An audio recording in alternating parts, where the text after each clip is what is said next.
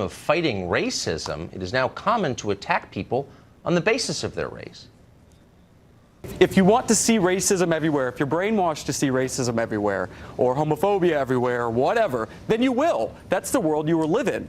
You know, I was having a conversation with a woman not too long ago about this, a young upper middle class black woman.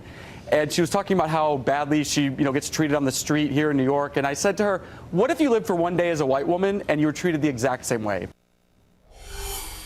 Monique Presley is a lawyer and a Democrat commentator, and she joins us now. Monique, great to see you. Good to see you. Totally opposed to, I think, I'm 48, I grew up in a country where you had to be, and most people I knew were, totally opposed to attacking other people on the basis of their race because you can't control your race, right? You're not responsible for it. You're saying you grew up in a country where most people... That's where I grew up. That everyone said that at school. Most people I knew said they believed that. Maybe they didn't, but you kind of had to say that, and I believed it. I still believe it.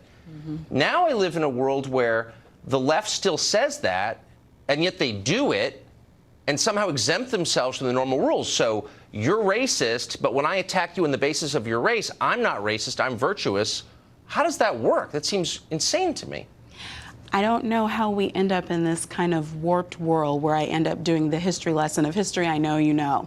But when you're saying you grew up in a world where people knew it was wrong to attack others on the basis of race, I'm wondering if you were in the United States of America. I was. I was in La Jolla, California. Look, don't rewrite the history that I grew up in. I'm not rewriting the history. That's what I was taught, and I believe. I'm talking about the history of our country. And you should believe that, and that's a good belief. But if you grew up in the United States of America, then you know that not just people's belief systems, but codified laws, right, discriminated against people expressly because of their race. Those are the facts of the country we live in. I'm fully aware of that. Okay. But I'm 48. I'm not 78. That didn't exist where I grew up. I'm just telling you, this is just true.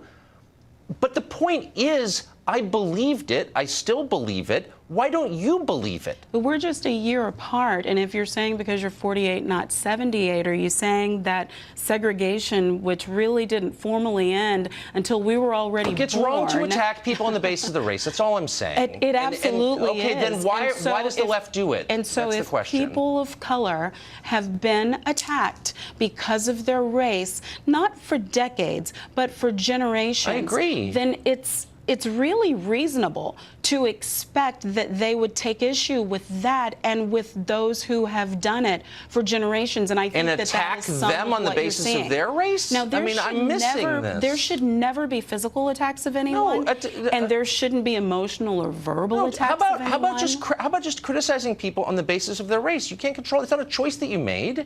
You shouldn't ever hold someone's race against him, because it's not his fault. That's the whole point. That's why racism is wrong, right? That is exactly why racism is wrong. So why is the left doing that now? And I don't know, when you say the left, I wonder who those people are. I don't know. Every time I pull up BuzzFeed or Huffington Post or any lefty site, there's some piece about white people are a scourge on America. They're bad. It's like, I'm not defending white people. All I'm saying is you shouldn't write off any group of people on the basis of their race. I thought that was the definition of racism, and now it's very common. And I, frankly, haven't read any articles that say white people are this or white people are that just on the basis of their race. If you are white and you are also a bigot, if you are white and you are also a racist, then I've read many things that discuss a lack of understanding in this country. You haven't heard anybody say in the last 10 years, too many white guys. It's just a white guy thing. You haven't seen any No, I'm serious. Too many white guys where, Tucker? Anywhere. You haven't seen anyone really. So my question to you is, are you living in this country? And that really wouldn't make sense for the past 10 years since the numbers of white males are decreasing in our country and the numbers of Latinos, African Americans, et cetera, are increasing. So I guess I have heard people talking about that balance and how that can be scary for those who are used to being in power. Don't patronize me. I'm merely making a point that can we agree that it's always wrong, always, no matter who's doing it to whom, to dismiss people, attack them, judge them on the basis of immutable characteristics, racial characteristics, that they can't control, period. Yes. Amen. Absolutely. So then those racial characteristics really are just skin. Remember, race is a construct. It's a legal and social construct in the United States. Then that's kind of the case I'm making, that we agree. Origin are different Then altogether. why would you ever give preference in hiring or college admissions to someone solely on the basis of something he couldn't control? Isn't that the definition of racism? Because of what we just finished talking about. But you just agreed it was wrong. So why do you support it? I said it was wrong to attack on the basis of race.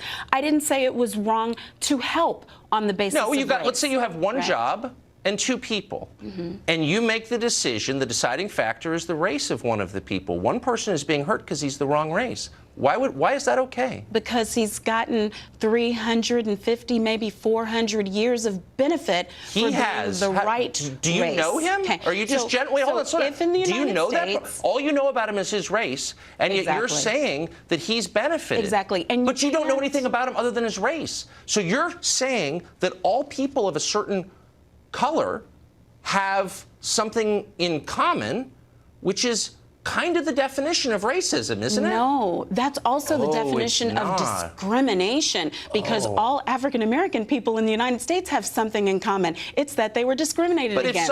If it's you don't know anything or the about 50s, the guy, they have something in common in that they were subject to lynching. From Belgium yesterday. He could have. He has no connection to it, but you think it's okay to deny him something because of his color. I think that the system itself, in order to fix what is the one original sin of this country, so we need more racism has to fix correct racism. Itself. I don't consider that racism at all. It's not racism. When you do it, it's not racism. If I am in power as an African American woman and I insist upon you walking around with one hand tied behind your back, but I want you to plow a field, I'm not. Then I'm talking about the guy from. Wait, I'm talking about the guy from Belgium who didn't do anything, who's not connected in any way. Can we go to my analogy at least serious. to the finish he of suffers, an individual suffers. Yes. But you don't consider that racism because why? No, it's not. Because the numbers of people in this country who have been disproportionately discriminated against for hundreds of years are such that there has to be a correction for it. So some people have to suffer on the basis of their race. And in this country, those people have been African Americans and other people of colors. So the guy who's done nothing wrong must suffer because other people who looked like him did something wrong. Yes, because I, as an African American woman,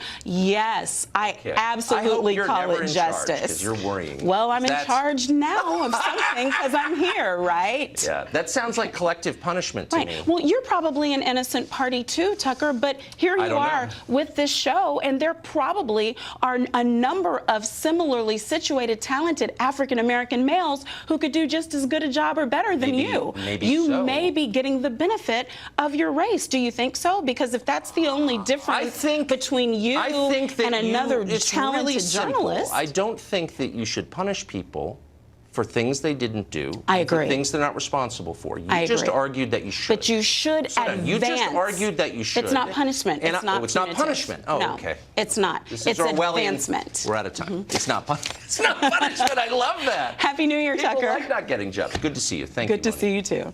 Well, robots and artificial intelligence could be devastating for low-skilled work in this country. They're going to be, according to all forecasts. And yet economic elites continue to demand more low-skilled workers come into the country. Why are they doing that? We'll discuss it next.